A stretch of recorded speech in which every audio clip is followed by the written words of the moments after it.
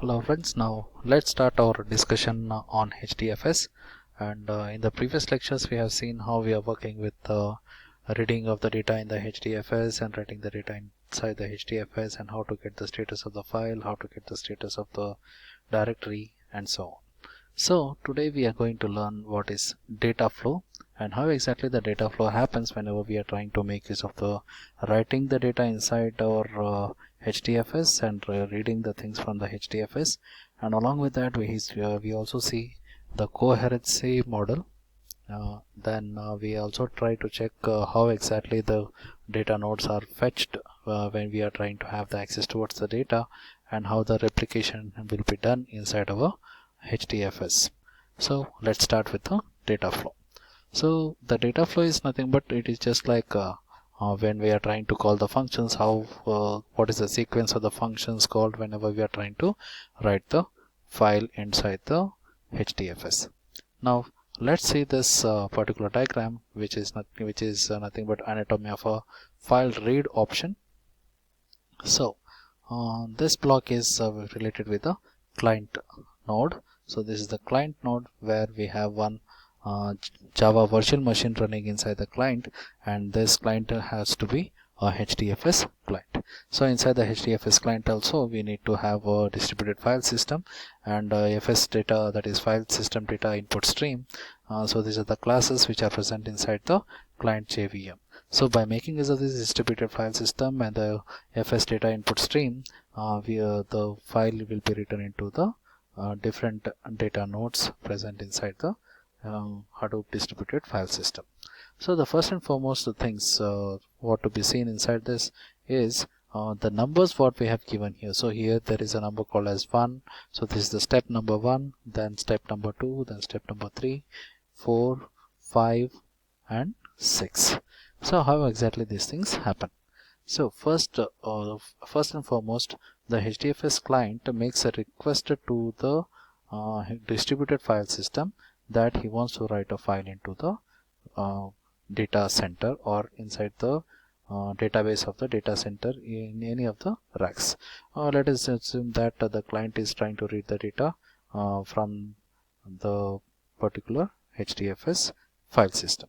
So what he exactly does is, first he needs to open the file system by making use of a function called as open. He will open the file by giving the path of that particular file and the name of the file, or just the path of the file. Then the distributed file system searches the things for the block locations. So inside the data center, where exactly the data is present, the distributed file system will be having the information about the name node, and it gets the information about the block locations by using the name node. So inside the name node we will be having the metadata information about the data node, about where exactly the data is present. So it may be present in the nearest location, or it may be present in the farthest location.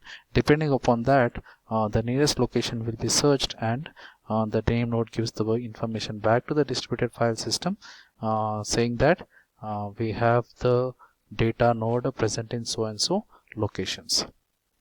So after that, after the confirmation or metadata information being given to the distributed file system, the client JVM, what it does is it makes use of the function called as read, and this read function makes use of the FS data input stream, because we are trying to read the data, so we are using input stream.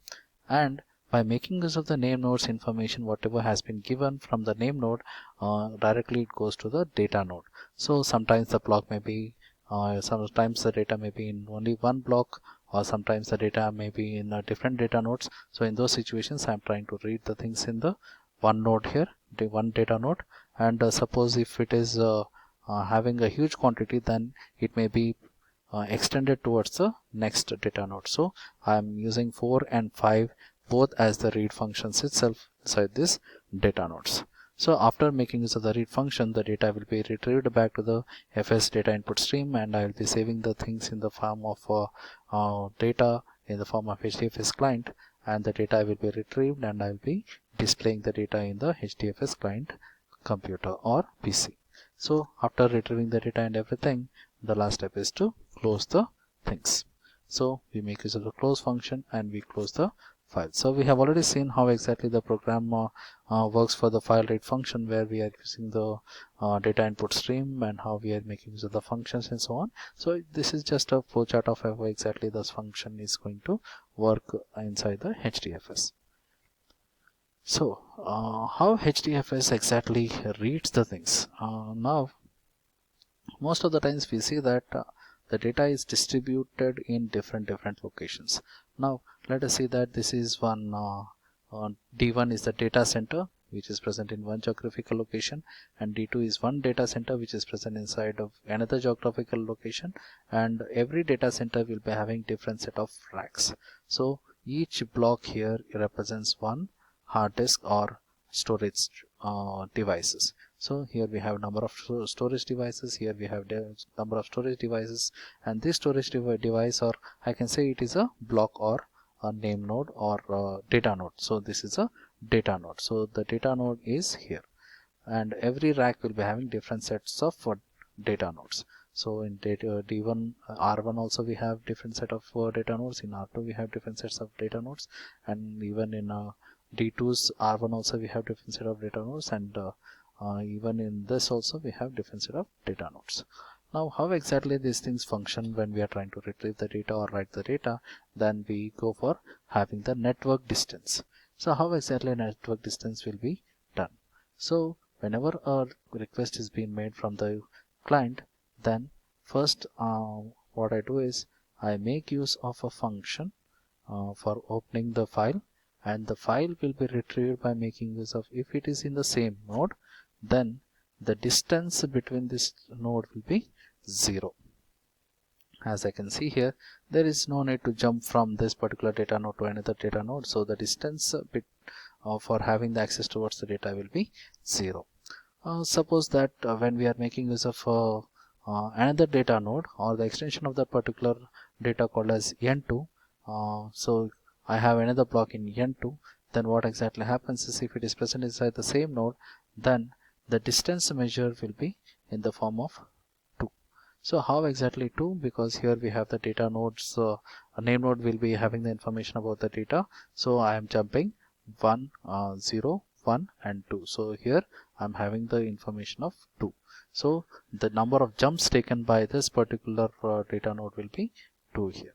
So next, when I am trying to make use of the data node which is present inside the same data center but another rack, then the information will be there inside the same data node, but when I'm trying to jump from here to here, first I need to get out of this particular R1.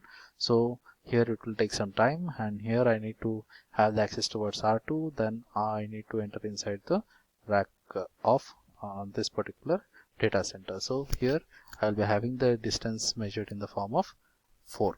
So how exactly 4? Because here I need to come out of this, then I need to get the information about R1 and get out of the R1.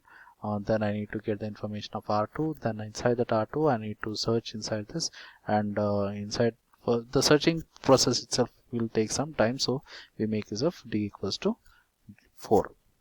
Then so let us suppose that the data is present in another data center in one of the racks present in D2. Then the name node will be having the information about the data center D2 and where exactly the node is present and which rack it's present. So here we need to check out, first is the data center's address, then we make use of the rack's address, then we make use of the data center's address, that is data node's address. So if we consider 2 for each operation, 2 instances for each operation, or 2 time limits for each jump, then for getting out of this I need 2, then for getting the data node I need 2, then getting the rack and the data node I need 2.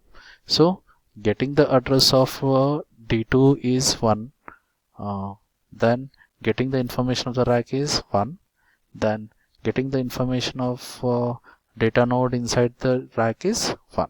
So totally I have 3 operations, and 3 operations will be given as 2 time limits. So we will be having 6 as the distance between the data nodes. So this is nothing but network topology used inside the Hadoop. But conventionally, whenever we are trying to make use of normal functioning, then what exactly happens is when we can measure the distance also by making use of time consumed from working from one data center to another data center, but that is a tedious job. So Hadoop uses this strategy for fetching the different data nodes.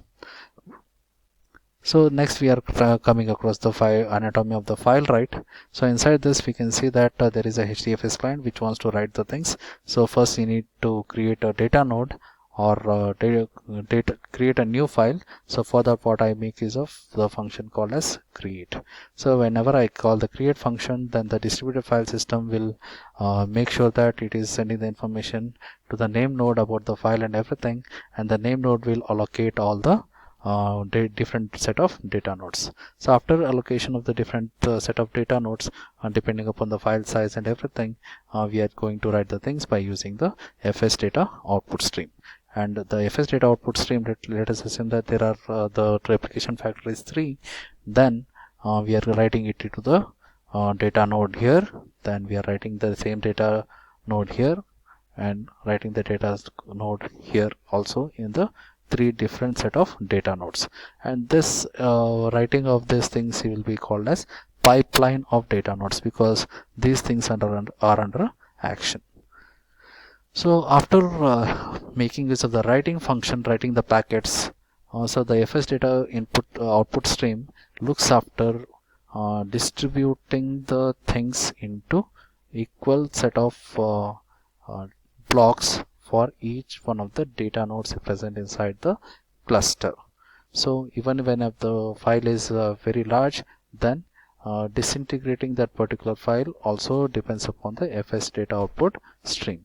So after making use of number of blocks, each block will be written in data node 1, data node 2 and data node 3 depending upon its size and depending upon the replication factor, and what the data nodes whatever are under action are called as pipeline of data nodes. So after finishing of the writing of all the data inside all the 3 data nodes, then the acknowledge will be sent back by the data node that the writing operation has been finished, and the acknowledgement packet will be sent back to the fs data output stream. So when this is done, then the HDFS client will request the closing of the function, close function, to close the HDFS file system. So when the client makes use of the close function, then whether the data is complete or not, it will be checked by the name node, and after getting the acknowledgement from the name node, the complete operation will be done. So this is about how we are going to write the anatomy of our file system. So how exactly the replica placement will be done? So the replica placement will be done first in the same data center itself. First node will be written wherever the node is empty, and after that it goes to the different rack inside the same data center and it writes 2 different data nodes in the different rack. But first it will check, first it is going to see in the same rack, but HDFS is being built for writing the data into the different rack. Only the first data is written in the first rack and the other replications will be written inside the second rack. So in the second rack we'll be having 2 different copies of the same data with the replicas. So the replica pipeline for this particular data node is 3. So the first one, the second one and the third one. So the first data node, second data node and third data node. So this is how the writing operation is being done inside our HDFS. So in this particular presentation we have seen how exactly the data is been written, how the data will be fetched into the network topologies, and how the data is being written, and how the replication will be done inside our programming. Okay, so we'll just discuss about the other things in the next sessions.